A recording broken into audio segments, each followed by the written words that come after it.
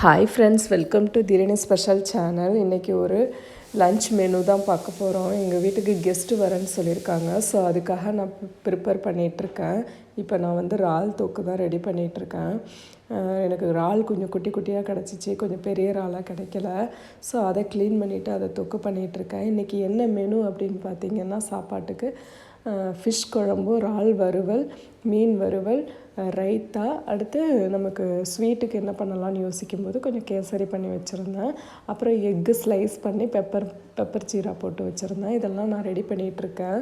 இன்றைக்கி அதை தான் நீங்கள் பார்த்துட்ருக்கீங்க. இன்றைக்கி ஃபுல்லாகவே எனக்கு ரொம்ப ஒர்க் அதிகமாக போயிட்டு இருந்துச்சு. நான் மீன் குழம்புக்கு தேவையானது எல்லாமே ரெடி பண்ணிட்டேன். ஆல்ரெடி நான் நம்மளோட வீடியோவில் மீன் குழம்பு எப்படி வைக்கணுங்கிறது நான் போட்டிருக்கேன். அதை செக் பண்ணி பார்த்துக்கோங்க ஃப்ரெண்ட்ஸ்.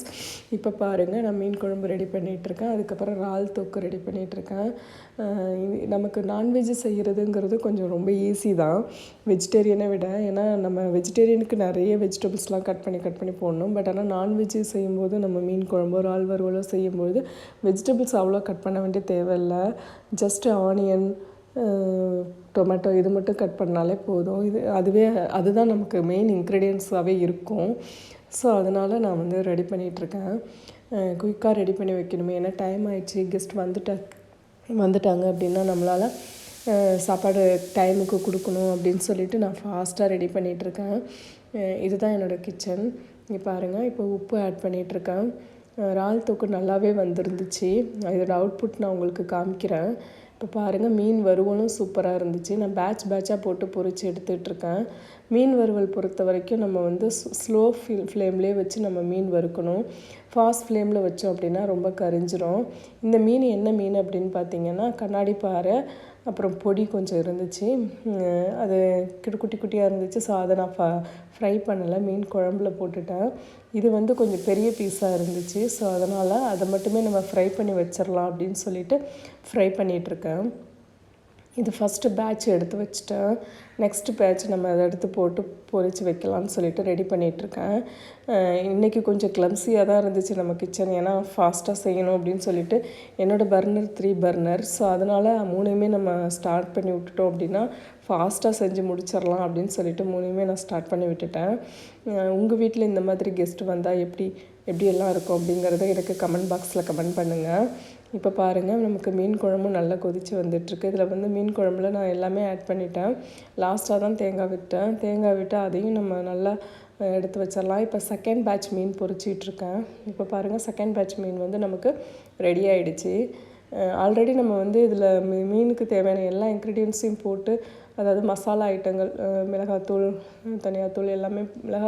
தனியாத்தூள் தேவையில்லை, மிளகாத்தூள். நான் எப்போயுமே மீனுக்கு வந்து மசாலா சேர்க்கும்போது நம்ம வீட்டில் அரைச்ச மிளகாத்தூள், அதோட கொஞ்சமாக நமக்கு தனி மிளகாத்தூள், அதுக்கப்புறமா தேங்காய் ஆட் பண்ணிப்பேன். ஒரு கொஞ்சமாக எவ்வளோ நம்ம மீனை ஃப்ரை பண்ண போகிறோமோ அதுக்கேற்ற மாதிரி கொஞ்சம் தேங்காய் நான் ஆட் பண்ணிப்பேன். ஏன்னா கொஞ்சம் டேஸ்ட்டு நல்லாயிருக்கும் மீனுன்னு சொல்லிட்டு. ஸோ அதில் புளி ஆட் பண்ணி நான் அந்த மாதிரி கொஞ்சம் நேரம் நல்லா மேக்னேட் பண்ணி ஊற வச்சுருவேன். அது நல்லா அப்சர்வ் ஆகிக்கும் மீனுக்குள்ளேயே. எப்படி நம்ம சிக்கன் 65க்கு அப்சர்வ் பண்ணுறோமோ அதே மாதிரி மீனுக்கும் இதே மாதிரி நம்ம மேக்னேட் பண்ணி ஒரு 1/2 hour வச்சிட்டோம் அப்படின்னாக்கா, உப்பு போட்டு 1/2 hour வச்சிட்டோம் அப்படின்னாக்கா டேஸ்ட் அல்டிமேட்டாக இருக்கும். அந்த மாதிரி செஞ்சு பாருங்கள், சூப்பராக வரும் உங்களுக்கும். ஸோ இப்போ நான் அதை வந்து செகண்ட் பேட்ச் பொரிக்கிறதுக்கு ரெடி பண்ணி செகண்ட் பேட்சும் பொரிக்கிறதுக்கு வச்சுட்டேன். இப்போ நம்ம உடனே தவாவில் போட்ட உடனே எப்பவுமே மீனை திருப்பி விடக்கூடாது. ஒரு 5 minutes அது நல்லா குக் ஆகணும். அதுக்கப்புறம் நம்ம திருப்பி விட்டோம்னா இன்னும் நல்லா டேஸ்ட் இருக்கும். ஸோ அடுத்து வந்து நான் மீன் குழம்பு இப்போ ரெடி பண்ணிகிட்ருக்கேன். மீன் குழம்பு நல்லா கொதித்து வந்துட்டுருக்கு. எப்போயுமே மீன் குழம்பு செய்யும்போது இதெல்லாம் சின்ன சின்ன டிப்ஸ் தான் நான் சொல்கிறேன். மீன் குழம்பு செய்யும்போது நம்ம நல்லா கிண்டி விடக்கூடாது.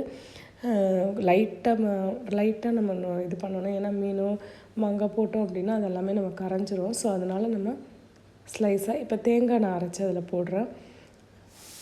எவ்வளோ குழம்பு எனக்கு இன்றைக்கி கொஞ்சம் குவான்டிட்டி அதிகமாக தான் தேவைப்பட்டுச்சு. ஸோ அதனால் நான் தேங்காய் கொஞ்சம் நிறையவே போட்டு அரைச்சிருக்கேன். இதில் வெறும் தேங்காய் மட்டும் போட மாட்டேன். சின்ன வெங்காயமும் பெருஞ்சீரகமும் 2மே சேர்த்து அரைச்சி தான் நான் இதில் ஆட் பண்ணுவேன். இப்போ பாருங்கள், தேங்காய் நல்லா போட்டாச்சு. தேங்காய் போட்டுட்டு அப்படியே மைல்டாக கிண்டி விட்டோம் அப்படின்னா தேங்காயினுடைய பச்சை வாசனை போகிற வரைக்கும் நல்லா கொதித்து வந்ததுக்கப்புறம் தான் நம்ம மீன் ஆட் பண்ணணும். ஸோ இப்போ இது ஒரு சைட் பை சைடு நடந்துக்கிட்டே இருக்குது. நெக்ஸ்ட்டு நம்ம மீனுக்கு தேவையான எண்ணெயை விட்டுக்கணும். ஏன்னா அப்பப்போ நம்ம எண்ணெய் விடும்போது என்ன ஆகும்னா உங்களுக்கு மீன் வந்து ஒட்டாமல் கரியாமல் நல்லா வரும், சாப்பிட்றதுக்கும் டேஸ்ட்டுக்கு.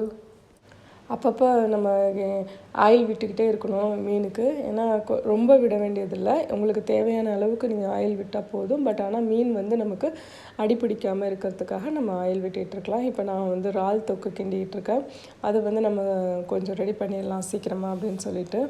ஏன்னா அதுவுமே அடிப்பிடிச்சிடும் இல்லையா? எல்லாருக்குமே தெரியும், நம்ம 3 பர்னர் ஆன் பண்ணிட்டோம் அப்படின்னா நம்ம கை பரப்பரன்னு வேலை செய்யும். ஸோ அதனால் அதையும் நான் ரெடி பண்ணிகிட்ருக்கேன். இப்போ எல்லாமே வெந்துகிட்ருக்கு. நம்ம அதை டிஸ்டர்ப் பண்ண வேணாம்னு சொல்லிவிட்டு அப்படியே நான் சைலண்ட்டாக விட்டுட்டேன். ஏன்னா நம்ம அடிக்கடி நம்ம எடுத்துக்கிட்டே இருந்தோம்னா மீன் உடைய ஆரம்பிச்சிரும்.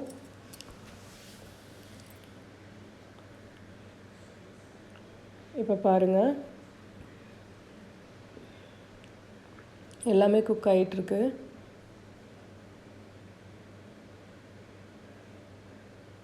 இது குக் ஆகிட்டுருக்க சமயத்தில் நான் கொஞ்சம் வேறு ஒர்க் பார்க்கலாம் அப்படின்னு சொல்லிட்டு நான் ஆனியன்லாம் கொஞ்சம் கட் பண்ணிகிட்ருந்தேன். ஆனியன் கட் பண்ணி வச்சிட்ருந்தேன். அடுத்து எக்கு எத்தனை போடலாம், ஸோ எத்தனை பேருக்கு எவ்வளோ வரும் அப்படிங்கிறதெல்லாம் பார்த்துட்டு நான் ரெடி பண்ணிகிட்ருந்தேன். இங்கே கொஞ்சம் குக் ஆகிட்டுருக்கு. நான் அதையும் உங்களுக்கு காமிக்கிறேன்.